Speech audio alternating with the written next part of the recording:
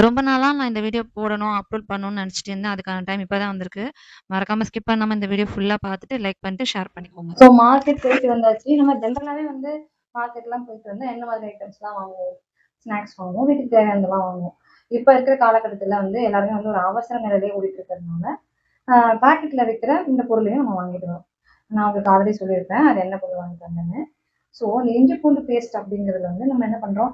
அரைக்கிறதுக்கு டைம் இல்லாம பாக்கெட்ல வாங்கி யூஸ் பண்றோம். அது நமக்கு சமைக்கும்போது ஈஸியா இருக்கு இல்லையா?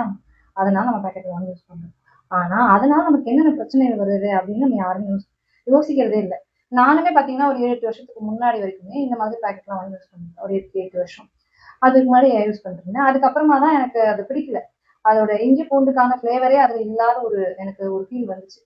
இது ஏதோ வித்தியாசமா இருக்கே. அது எப்ப வந்துச்சுன்னா, நான் ஒரு நாள் வந்து கடைக்கு போக முடியாத டைம்ல வீட்லயே என்ன பண்ணேன், இஞ்சி பூண்டுலாம் அரைச்சு ஏதோ குழம்புக்கோ இதுக்கோ யூஸ் பண்ணேன். அப்ப வந்து எனக்கு அந்த ஃபிளேவரையும் நான் பாக்கெட்ல வாங்கும்போது இருக்கிற ஃபிளேவரும் கம்பேரிசன் பண்ண ஆரம்பிச்சேன். அதுக்கப்புறம் தான் இந்த பாக்கெட்லாம் வாங்கக்கூடாது. நான் சொல்றது ஒரு 8-9 இயர்ஸ்க்கு முன்னாடி. அதுல இருந்து எங்க வீட்ல இது வரைக்குமே வந்து எது செஞ்சாலும் எவ்வளவு அவசரமாக இருந்தாலுமே 2 பூண்டு இவ்வளவு இஞ்சியா இருந்தாலுமே நான் ஒண்ணு தட்டி போட்டு செஞ்சிருவேன். இல்லைன்னா பாத்தீங்கன்னா மிக்சியில போட்டு அரைச்சிடுவேன். சரி இதுல என்னதான் இருக்கு? ஏன் அப்படி சொல்றீங்க? எல்லாருமே வாங்கி சாப்பிடுறாங்க. கவர்மெண்ட்டுமே வந்து ஆத்தரைஸ் பண்ணி தானே விற்கிறாங்க. உணவுத்துறையில நமக்கு வந்து ஃபுல்லா வந்து அவங்க வந்து அனலைஸ் பண்ணி தானே இதை விற்கிறாங்க. நம்ம ஏன் வாங்கக்கூடாது அப்படின்னு நம்ம நிறைய பேர் நினைக்கிறோம். ஏன் நான் கூட நினைப்பேன். அப்படி நான் நினைக்கும் போதுதான் அதுல இருக்கிற இன்கிரீடியன்ஸ், அதுல இருக்கிற ப்ரிசர்வேட்டிவ்ஸ் எல்லாமே நான் எடுத்து பார்த்து அனலைஸ் பண்ணி இந்த வீடியோல உங்களுக்கு நான் சொல்ல வந்திருக்கேன். அது மட்டும் இல்லாம இந்த வீடியோல நான் ஒரு சின்ன கிளிப் ஆட் பண்ணிருக்கேன் பாருங்க. இந்த மாதிரி ஒரு சுகாதாரமே இல்லாத ஒரு சூழ்நிலையில வந்து இஞ்சி பூண்டு பேஸ்ட் இப்பெல்லாம் வந்து தயாரிக்கிறாங்க. இதை நான் எல்லாரையுமே சொல்லல. எல்லா கம்பெனிஸும் அப்படி கிடையாது. ஆனா இந்த மாதிரி இடங்கள்லயும் இருக்கு, நிறையவே இருக்கு. ஸோ யோசிச்சு பாருங்க, நம்ம ஒரு வீட்ல நம்ம தயாரிக்கிற ஒரு ஃபுட்டு எத்தனை வாட்டி கழுவி கிளீன் பண்ணி பூச்சி இருக்கா என்ன இருக்குன்னு பார்த்து பார்த்து சமைக்கிறோம். முக்கியமா இந்த வீடியோ பாத்தீங்கன்னா எல்லா லேடிஸ்க்கும் இது சமைக்கணும்னு வச்சுக்கோங்களேன். நம்மலாம் பாருங்க யாராவது சமைச்சா சில பேர் பிடிக்கவே பிடிக்காது. நம்ம கைப்பட நம்ம சுத்தம் பண்ணி சமைச்சாதான் பிடிக்குமே. அப்படி இருக்கிற பட்சத்துல இந்த மாதிரி ஒரு ப்ராசஸ்ல இஞ்சி பூண்டு பேஸ்ட் வாங்கி நம்ம சமைக்கிறோம், அதை சாப்பிடுறோம் போது அதை நம்மளால டைஜஸ்டே பண்ணிக்க முடியாது. ஸோ இனிமேல் இந்த மாதிரி வீடியோ பார்த்ததுக்கு அப்புறம் யாராவது வாங்க மாட்டீங்க அப்படின்னு நினைக்கிறேன். ஸோ அதை விட முக்கியமா இப்ப இதுல என்னென்ன விஷயங்கள் இருக்கு அப்படின்னு நான் ஒண்ணு ஒண்ணா சொல்றேன். வீடியோ ஸ்கிப் பண்ணாம ஃபுல்லா பாருங்க. நான் வந்து இன்னைக்கு வந்து ஃபர்ஸ்ட் டைம் வந்து இந்த மாதிரி ஒரு அனலைஸ் பண்ணி பார்க்கலாம் அப்படிங்கிறதுனால எழுதி வச்சுக்கிட்டேன். அப்பதான் நமக்கு கரெக்டா இருக்கும். 2 பிராண்ட் இஞ்சி பூண்டு பேக்கெட் வாங்கிட்டு வந்தேன். 2 பிராண்டுமே வந்து நம்ம ஊர்ல வந்து அதிகமா பயன்படுத்துற பிராண்ட் தான். பிராண்ட் பேர் சொல்ல விரும்புறேன்.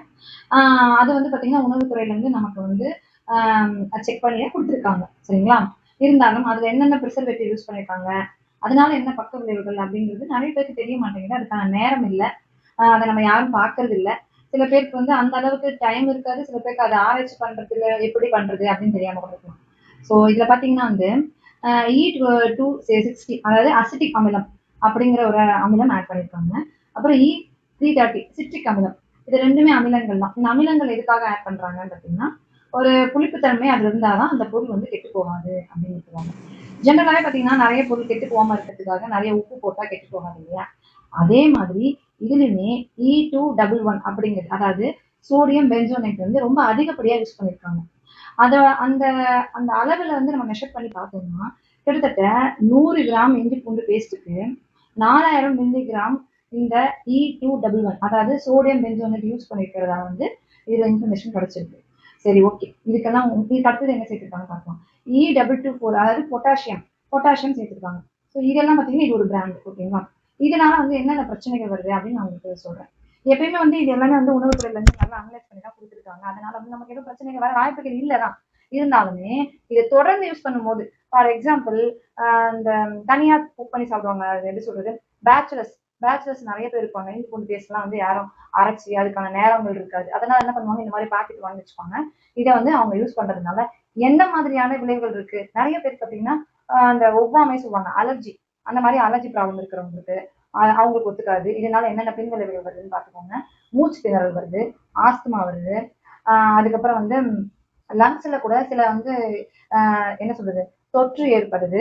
முக்கியமா வந்து நெஞ்சு எரிச்சல், வாய்ப்புண்ணு, வயிற்று புண்ணு, இது எல்லாமே நம்ம காமனா எல்லா லைஃப்லயும் நடக்கிறது தானே. திடீர்னு பாத்தீங்கன்னா வாயில புண்ணு வரும், எதுக்குன்னே தெரியாது. வயிறெல்லாம் எரியும், எதுக்குன்னு தெரியாது. ஸோ இது கூட ஒரு காரணமா இருக்கலாம். யாராவது நீங்க இந்த மாதிரி பேக்கெட்லாம் யூஸ் பண்றீங்கன்னா இது கூட ஒரு காரணமா இருக்கலாம். அதே மாதிரி நீங்க யோசிச்சு பாருங்க, ஒரு 40-30 இயர்ஸ் தாண்டி நிறைய பேருக்கு இப்ப இருக்கிற பிரச்சனை இந்த நெஞ்செரிச்சல். நெஞ்செரிச்சல் வரதுக்கு காரணமே இந்த மாதிரி அமிலங்கள் யூஸ் பண்றதுனாலதான். ஸோ இது ஒரு பிராண்டு. இதுக்கப்புறம் இன்னொரு பிராண்டும் நான் சொல்ல போறேன். அது என்ன பிராண்டுன்னு பாத்தீங்கன்னா அதுல என்னென்னலாம் சேர்க்கறாங்க அப்படின்னு பாத்தீங்கன்னா INS 415, INS 260, INS 330, அந்த மாதிரி INS 211. இப்ப ஆல்ரெடி இந்த 260, 330 நான் சொல்லிட்டேன். இது வந்து பாத்தீங்கன்னா அசிட்டிக் அமிலம், சிட்ரிக் அமிலம், இதுதான். இந்த 415 அப்படின்னு சொன்னீங்க பாத்தீங்களா, அது என்னன்னு பாத்தீங்கன்னா ஜான்டம் கம் அப்படின்னு சொல்றாங்க. ஜான்டம் கம் அப்படிங்கிறது எதுல இருந்து செய்யறாங்க அப்படின்னு பாத்தீங்கன்னா ஒரு பாக்டீரியா. அந்த பாக்டீரியால வந்து அதை வந்து ஒரு ப்ராசஸ் பண்ணி அதுல இருந்து கொண்டு வராங்க. இது எதுக்காக பயன்படுத்துறாங்க, எதுக்கு இஞ்சி பூண்டு பேஸ்ட்டை பயன்படுத்துறாங்க, அதுதான் நமக்கு முக்கியமானது. இது எதுக்குன்னா இஞ்சி பூண்டு பேஸ்ட்டை வந்து அதுல கலக்கும் போது கெட்டிப்படுது. ஒரு மாதிரி நீங்க பார்க்கும்போது பாத்தீங்கன்னா ஒரு கிரீமி ஸ்ட்ரக்சர்ல ரொம்ப தண்ணி விடாம அப்படித்தானே இருக்கு. ஸோ கெட்டிப்படுறதுக்கு அந்த பொருளை வந்து அப்படியே வந்து மிதக்க வைக்கிறதுக்கு இந்த மாதிரி விஷயங்களுக்காக வந்து இந்த ஜான்டம் கம் யூஸ் பண்றாங்க. இது எல்லாமே சேஃபா இருந்தாலும் இது ரொம்ப நாள் யூஸ் பண்ணக்கூடாது, வருஷ கணக்கா யூஸ் பண்ணக்கூடாது. அதுக்கப்புறம் பாத்தீங்கன்னா இது வேற எது இதெல்லாம் யூஸ் பண்றாங்க பாத்தீங்கன்னா ஐஸ்கிரீமு, கெச்சப்பு, அப்புறம் சாஸ் கெச்சப் எல்லாம் ஒண்ணுதான், மயோனிசஸ், இந்த மாதிரி விஷயங்கள்லயும் கூட இந்த கெட்டிப்படுத்து அதாவது இந்த ஜான்தமுகம் அப்படிங்கிற பொருளை வந்து சேர்க்கிறாங்க. இது இல்லாம இந்த நான் ஆல்ரெடி சொன்னது ஒவ்வாமை, ஸ்டொமக் அல்சர், மூச்சு திணறல், ஆஸ்துமா, இந்த மாதிரி நிறைய விஷயங்கள் ஃபேஸ் பண்றவங்க இதுக்கு வந்து வேற ஒரு ரெமெடி தான் தேவைமே தவிர்த்து இந்த பொருளை நம்ம வந்து பயன்படுத்துறதை தவிர்க்கிறதே கிடையாது. ஸோ இதெல்லாம் கூட ஓகேங்க, இதெல்லாம் நம்ம கொஞ்ச நாள் வந்து ஸ்டாப் பண்ணா நிறுத்திடும். ஆனா இதை விட பெரிய மேஜரா, இதை விட வந்து மோசமான பின்விளைவுகளையும் இந்த இஞ்சி பூண்டு பேஸ்ட், அதாவது பாக்கெட்ல வாங்குற இஞ்சி பூண்டு பேஸ்ட் நமக்கு கொடுக்குது அப்படின்னு சொன்னா நீங்க நம்புவீங்களா?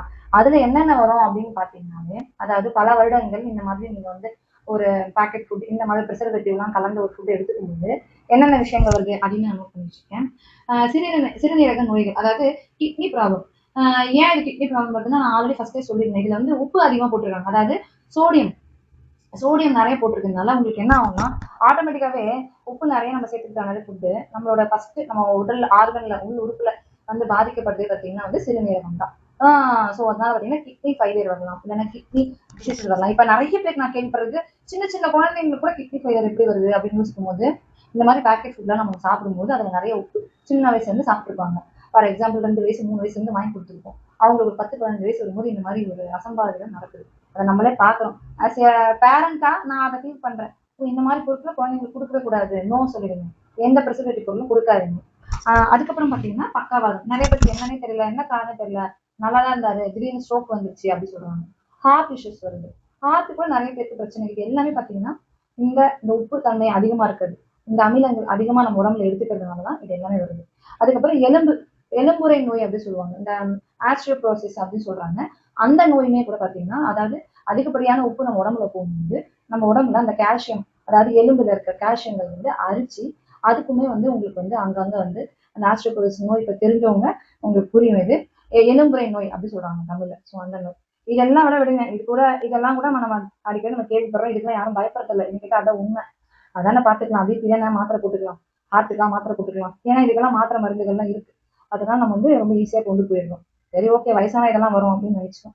இதெல்லாம் விட அதிகமா நம்ம எதிர்பார்க்காத ரொம்ப மோசமான ஒரு நோயான என்ன சொல்றது, குடல் புற்றுநோய் வரது கூட இது வந்து நாள் கணக்குல பயன்படுத்தும் போது இந்த நோய் கூட வரதுக்கான ஒரு வாய்ப்பு இருக்கு. அதனால வந்து எனக்கு தெரிஞ்ச வரைக்கும் எவ்வளவு அவசர நிலையாக இருந்தாலும் சரி, டைமே இல்லைனாலும் பரவாயில்ல, உங்க வீட்டுல வந்து அப்பப்ப இன்ஸ்டன்டா இந்த இஞ்சி பூண்டு அப்படிங்கிற ஒரு விஷயத்த வந்து மிக்சியில ஒரு அரைச்சோ இல்லைன்னா ஏதாவது கல்லுல வச்சு இடிச்சோ பயன்படுத்திக்கோங்க. யாரா இருந்தாலும் இந்த மாதிரி ஒரு பேக்கெட் ஐட்டம் வாங்கவே வாங்காதீங்க. இப்ப நான் கொண்டு வந்தது 2 பிராண்ட் தான் வாங்கிட்டு வந்தேன். இன்னும் மார்க்கெட்ல நிறைய பிராண்ட்ஸ் இருக்கு. அவங்க என்னென்ன பொருட்கள் யூஸ் பண்றாங்கன்றது யாருக்குமே தெரியாது. ஸோ கமெண்ட்ல வந்து நீங்க இந்த மாதிரி யூஸ் பண்ண மாட்டேன் அப்படிங்கிற கமெண்ட்டும், அதே மாதிரி ஆஹ் அடுத்தது எந்த பத்தி வீடியோ போடலாம் அப்படிங்கிற கமெண்ட்டும் நீங்க கண்டிப்பா கொடுக்கணும். எனக்குமே வந்து இனிமே இதை பத்தி அனலைஸ் பண்ணி பேசணும் அப்படிங்கிற ஆர்வம் அதிகமா இருக்கு. வீடியோ உங்களுக்கு கண்டிப்பா பிடிச்சிருக்கும். மறக்காம லைக் பண்ணிட்டு சப்ஸ்கிரைப் பண்ணிக்கோங்க. உங்களுக்கு பிடிச்சவங்க, தெரிஞ்சவங்க, உங்களோட அன்புக்குரியவங்களுக்கு மறக்காம இந்த வீடியோவை ஷேர் பண்ணிடுங்க. தேங்க்யூ.